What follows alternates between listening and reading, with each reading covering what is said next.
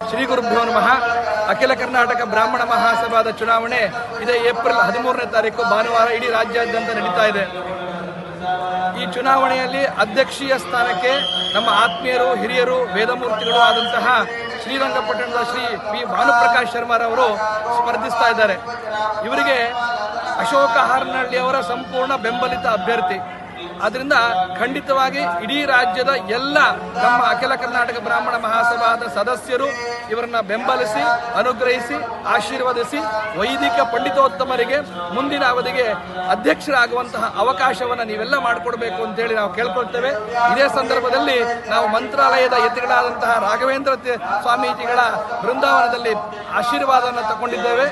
ನಾವು ಮಂತ್ರಾಲಯದ ಯತಿಗಳು ನಮಗೆ ಸಂಪೂರ್ಣ ಆಶೀರ್ವಾದವನ್ನು ಮಾಡಿದ್ದಾರೆ, ಅವರು ಹರಿಸಿದ್ದಾರೆ. ಇದೇ ಮೊಟ್ಟ ಮೊದಲ ಬಾರಿಗೆ ರಾಜ್ಯದಲ್ಲಿ ಒಂದು ಅಧ್ಯಕ್ಷೀಯ ಸ್ಥಾನಕ್ಕೆ ವೈದಿಕರಿಗೆ ಅವಕಾಶ ಮಾಡಿಕೊಟ್ಟಿದ್ದಾರೆ ಅಶೋಕ ಹಾರನಹಳ್ಳಿ ಅವರು ಅನ್ನುವಂಥ ಆಶೀರ್ವಾದವನ್ನು ಮಾಡಿದ್ದಾರೆ.